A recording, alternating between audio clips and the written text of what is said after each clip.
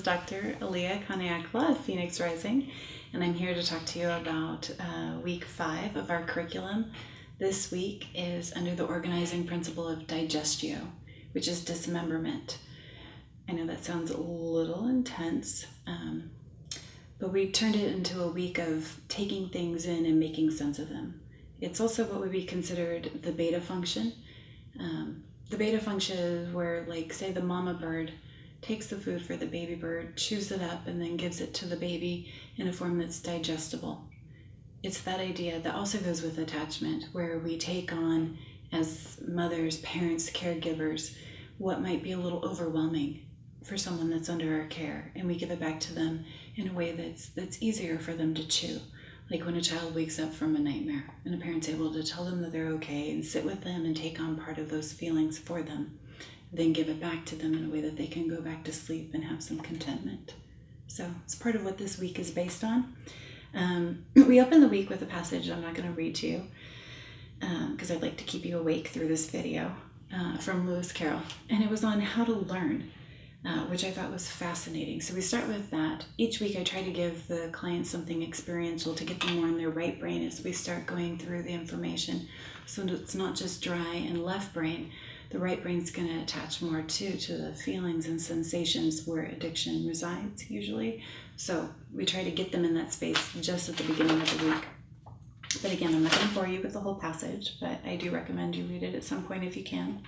The first group, we work on relapse warning signs. So it's breaking it down to what the actual warning signs are so clients can have the utmost awareness of what's going on for them to avoid relapse. On the day of perspectives, we go into acceptance versus avoidance. I found a really interesting reading on this to look at how they're polar opposites. And we usually avoid accepting things because we don't want to see it or know it, or we want to stay in denial, all subconsciously, of course. But to have acceptance and to take things as they are, then we can go into making it digestible and creating change.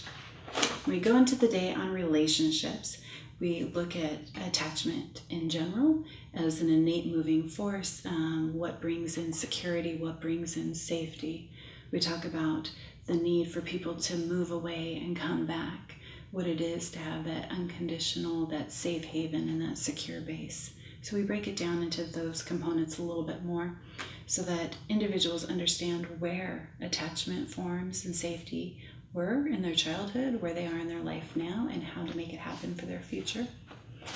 The day of emotions, we go off of last week where we were talking about passion and joy. We go into contentment.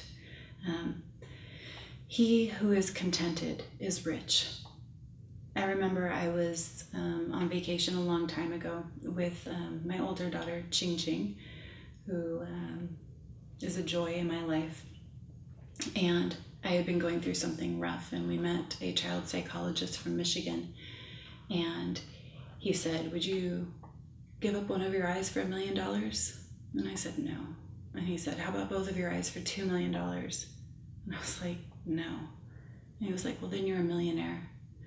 And it was just a changing moment, like just one of those times in my life that I needed to hear, that truly I had everything that I could want. I was so blessed, and contentment came from that space. So it's very important to me to try to help clients understand how to encourage that for themselves, how to find it, and how to appreciate what's around them, especially when rebuilding their life can feel like an incredibly hard and difficult process, or that they felt that they've lost everything, is to try and find that little part of the yin-yang, the little bit of white with all the black surrounding. And again, definitely part of Phoenix Rising and what defines us. And then the last day of the week is pace. Playfulness, acceptance, again, to continue with that, curiosity and empathy. Play is so important to us as individuals. I had an amazing teacher, Dr. Freeland, and he would say, a good life is you love, you live, you work, and you don't forget to play. And I might be paraphrasing, so Dr. Freeland, don't get upset, please. Just trying to honor you too as an incredible man in this field. But pace, playfulness, the curiosity, the empathy, and of course acceptance once again. So that's our week on Digestio. That's the dismemberment, but I made it as hopefully helpful as possible for our clients and to give them, once again, something to organize their journey through getting away from that addiction and moving into that recovery and staying with it. So thank you.